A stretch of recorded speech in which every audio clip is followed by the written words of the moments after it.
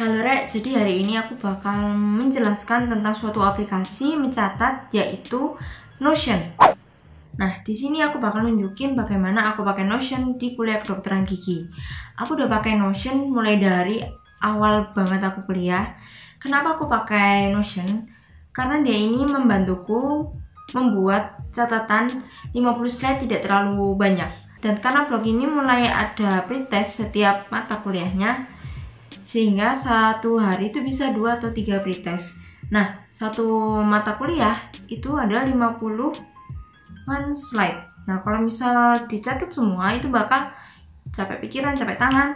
Nah, maka dari itu aku ingin berbagi Notion karena ini sangat membantuku saat kuliah. Di video ini aku bakal bagi menjadi 3 bagian, yaitu memahami, menghafal, dan organize. Bakal nunjukin cara aku membuat catatan di Notion ini.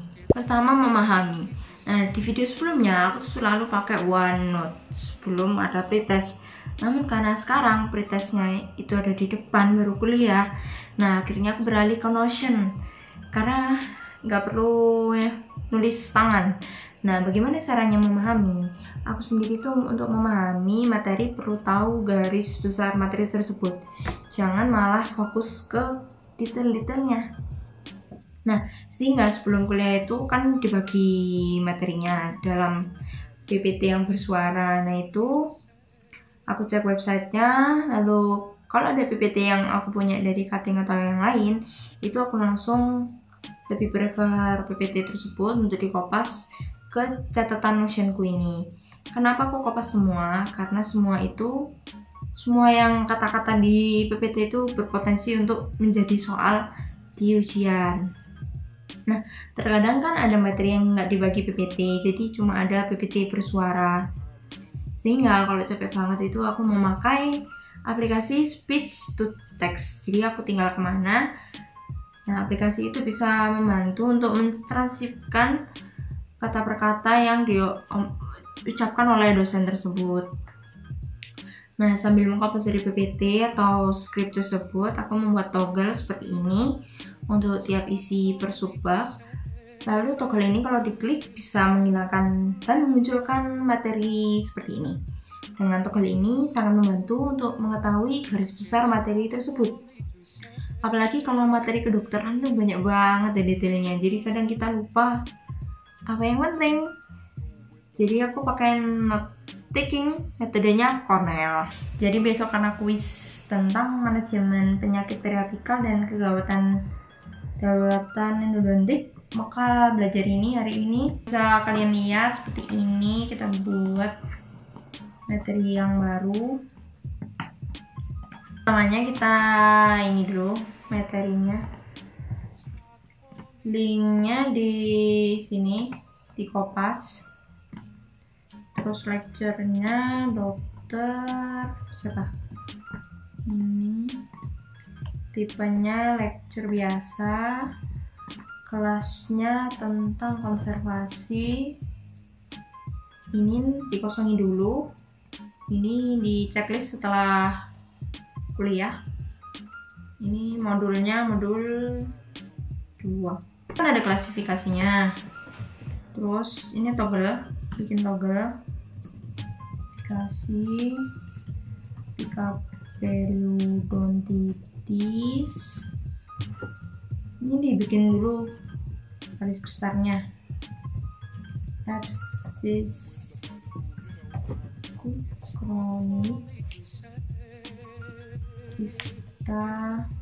Rasa kayaknya ini semua itu kalau dibikin toggle gini bakal nggak enak dibacanya karena jadi terlalu dikit, maka aku bikin ini jadi seperti heading gitu. Tinggal turn into, bisa pilih ukurannya. Aku maunya ini aja karena judul utamanya kan ini judulnya periodontitis apicalis akut. Coba ini kan ada, langsung diisi etiologinya, gejala, terus kita isi seperti ini. Periodontal membrannya melebar atau ada rarefaksi.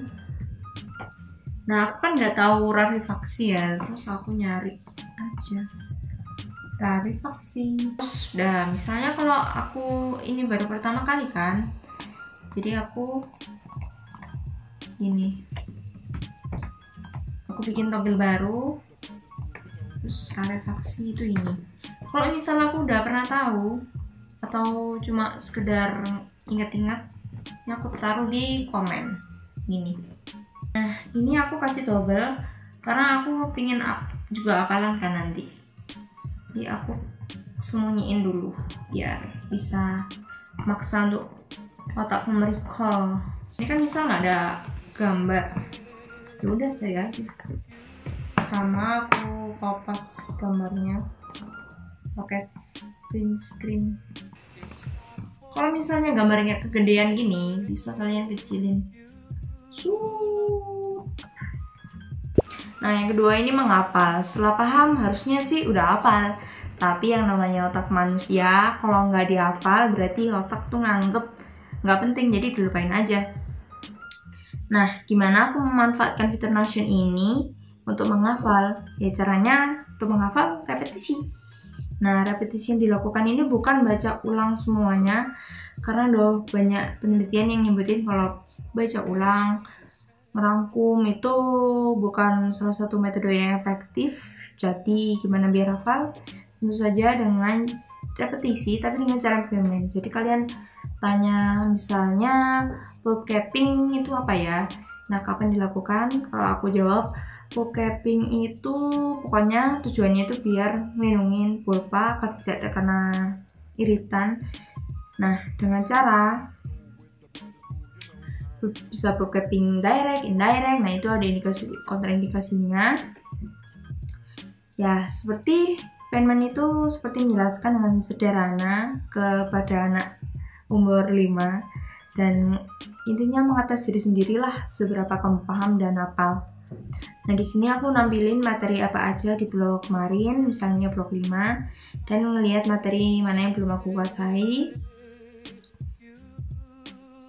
Materinya banyak banget emang. Misal aku mau menghafal tentang karies, di sini aku bisa lihat garis besarnya, misal etiologinya. Terus ini toggle-nya itu jangan dibuka-buka dulu. Kalian ingat dulu etiologinya apa ya? Oh, etiologi karies itu ada utama dan pendukung. Kalau utama ada saliva? Enggak, saliva bukan. Berarti misalnya bakteri, waktu, substrat, host. Nah, itu yang aku hafal sekarang. Terus kalau pendukung ada saliva sama biofilm. Terus kalian cek. Nah, itu dengan semuanya. Setelah aku mencoba menghafal, aku tuh merating diriku sendiri seberapa hafal dan paham sama materi yang barusan aku review ini. Aku tulis tanggal reviewnya dulu, terus kasih nilai rentang 1 sampai 5. 5 kalau udah bener-bener paham, apal banget. 1 itu kalau udah gak paham, gak apal, nah itu 1. 3, organize. Gimana caranya menyatukan materi yang bejibun ini? Nah, di awal blog berhubung itu ujiannya sekarang per modul, maka aku biasanya membuat page tentang modul-modul yang akan aku hadapi di blog tersebut. Misal di modulnya ada campuran matkul, misal radiologi, konservasi, KGA. Nah, harus diingat ujiannya itu per modul, bukan per mata kuliah. Sehingga aku juga menuliskan nomor modulnya sebelah kanan ini. Lalu aku membuat checklist box, misal kuliahnya sudah selesai, aku kasih cek untuk penanda kalau udah ada catatan dari omongan dosen. Lalu biasanya aku bedain antara kuliah dan hafal untuk skill lab di sini. Selain itu, baru di blog endodontik ini aku buat page baru.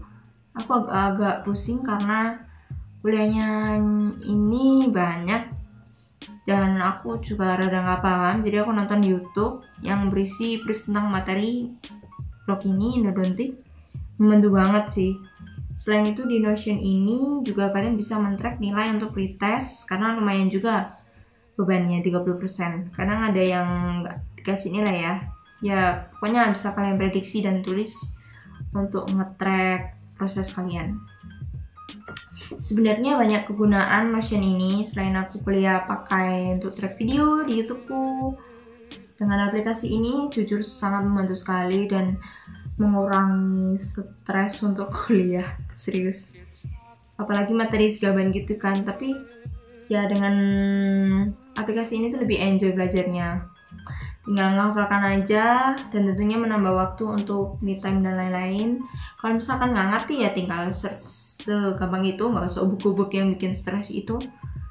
Karena sayang sekali kalau kuliah itu dihabiskan dengan belajar aja. Nah, waktu bisa dipakai untuk olahraga, intinya balance lah. Terima kasih sudah request dan nonton video ini sampai habis. Terima kasih. Kalau misalnya ada pertanyaan, jangan malu-malu untuk tanya. Dan jangan lupa share, like, subscribe. Yuh!